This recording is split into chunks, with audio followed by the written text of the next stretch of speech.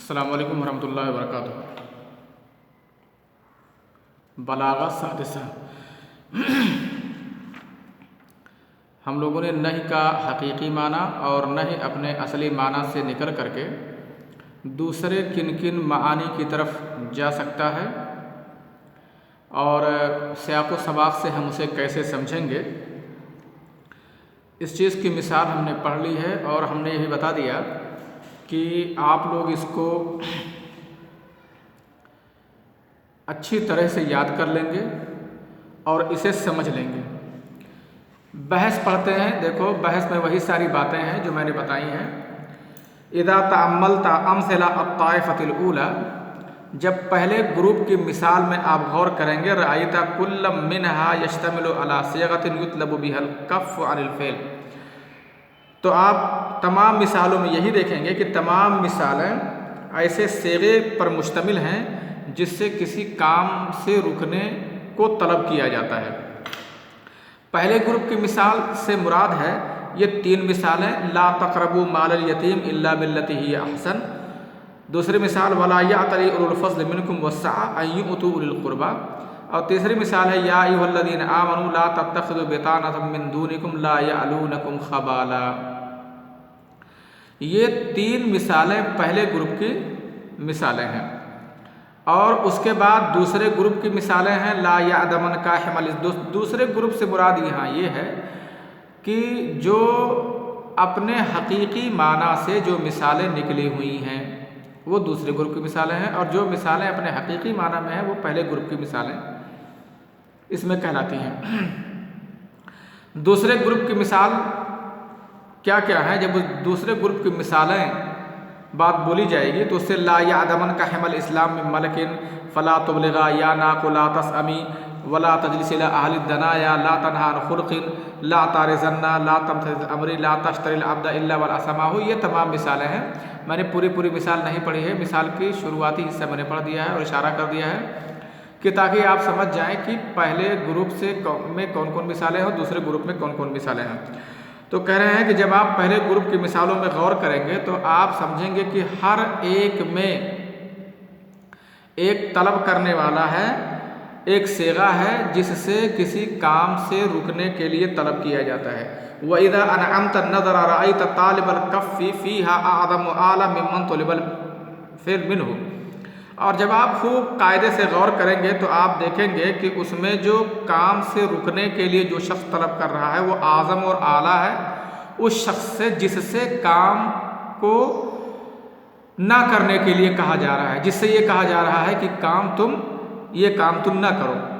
فإن الطالب فی امثلۃ هذه الطائفہ، اس گروپ کی مثالوں میں طالب کون ہے؟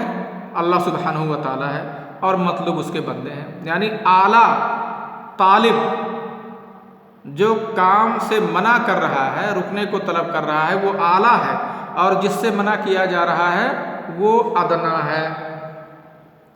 فإن الطالب فی امثلۃ هذه الطائفہ هو اللہ سبحانہ و تعالی، اس گروپ کی مثالوں میں طالب اللہ سبحانہ و تعالی ہے اور مطلوب اس کے بندے ہیں۔ وَهَذَا هُوَ النَّهْيُ الْحَقِيقِي، اور یہی نہی حقیقی ہے۔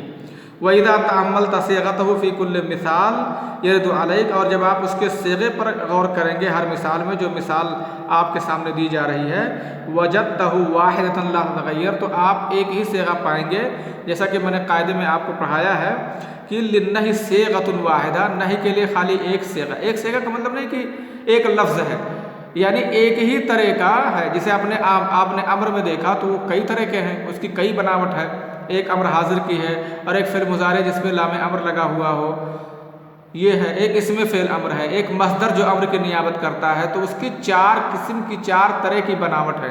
یہاں جب کہا جاتا ہے کہ اس کا ایک صیغہ ہے تو اس کا مطلب یہ نہیں ہے کہ آپ اسے خالی ایک لفظ سمجھیں گے۔ جیسے امر حاضر ہے نا، افعل افعلا افعلوا افعلی افعلا افعلنا، تو اس کو ایک بناوٹ کے تحت مانا جاتا ہے، لہٰذا اس کو ایک صیغے کے تحت کہا جاتا ہے۔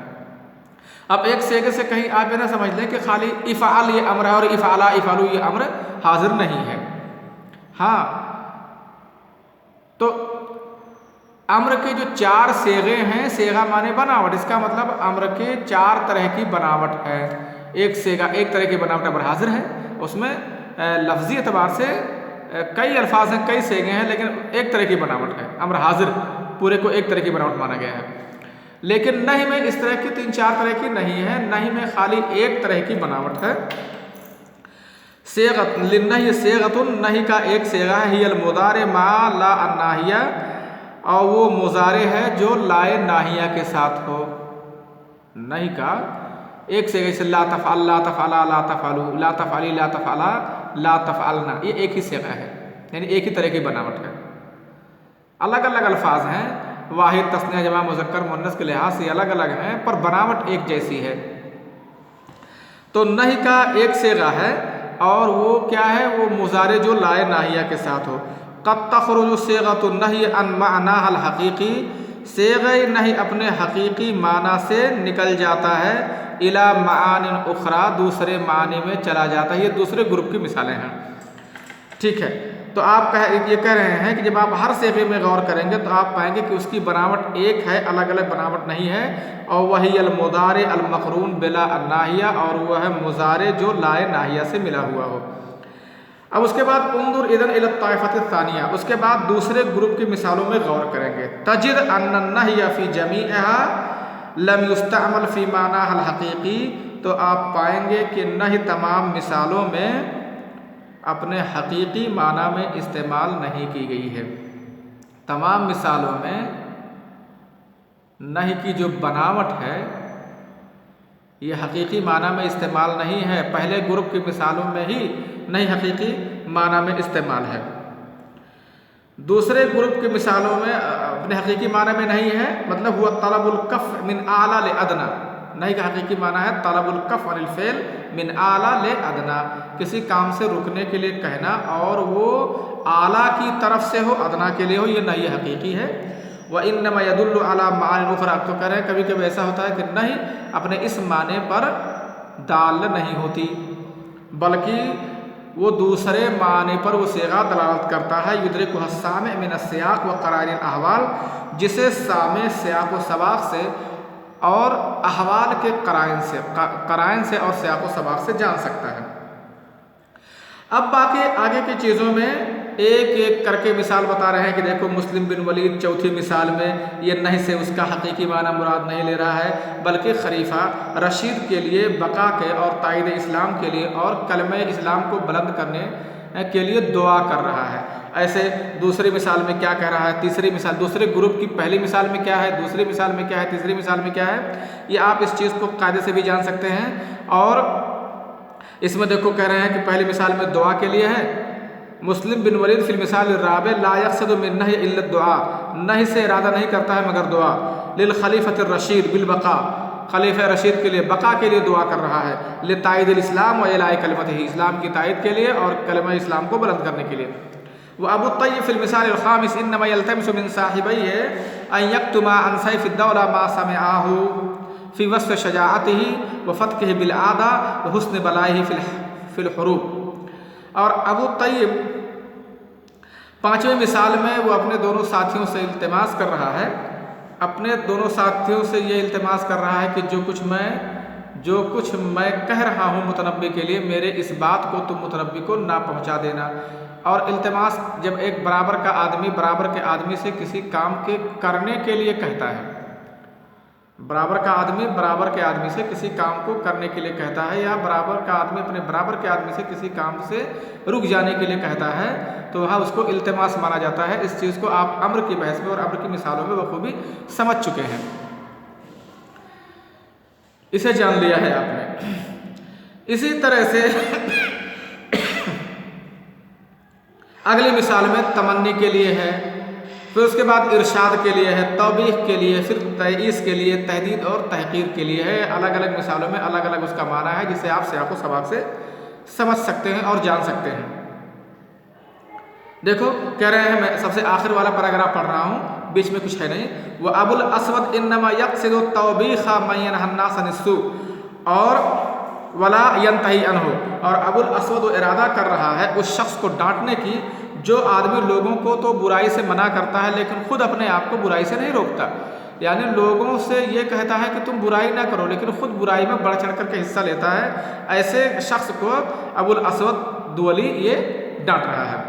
وَيَقْصِدُ الْآخَرُونَ فِي الْأَمْثَلِ الثَّلَاثَةِ الْبَاقِيَةِ، اور دوسرے لوگ باقی تینوں مثالوں میں ارادہ کر رہے ہیں تئیس کا، کچھ تحدید کا، کچھ تحقیر کا، علی الترتیب، جس طرح قاعدے میں علی الترتیب مثالیں لکھی ہوئی ہیں اسی طرح سے اگر آپ غور کر لیں گے تو آپ کو تمام مثالیں سمجھ میں آ جائیں گی۔ آپ نموذج دے سکتے ہیں، بین صیغۃ النہی والمراد منہا فی کل مثال من الامثلۃ الآتیہ، صیغہ نہی اور اس سے مراد کو بیان کیجئے ہر مثال میں جو آنے والی مثالیں ہیں۔ آنے والی مثالوں میں سے ہر مثال میں صیغہ نہی بتاؤ کون ہے اور اس سے کیا اس کا حقیقی معنی ہے، اور اگر اس کا حقیقی معنی نہیں ہے تو وہ کس معنی میں نکل کر کے چلا گیا ہے یہ بتائیے۔ آپ لوگ اس کو دیکھیے، کاپی پہ لکھیے، غور کیجئے، سمجھیے۔ وَلَا تُفْسِدُوا فِي الْأَرْضِ بَعْدَ إِصْلَاحِهَا، اللہ تعالیٰ کہہ رہا ہے اپنے بندوں کو لا تُفْسِدُوا فِي الْأَرْضِ، کسی کام سے منع کیا جا رہا ہے نا، منع کرنے والا اللہ تعالیٰ ہے۔ کس سے طلب کام کیا جا رہا ہے؟ بندوں سے۔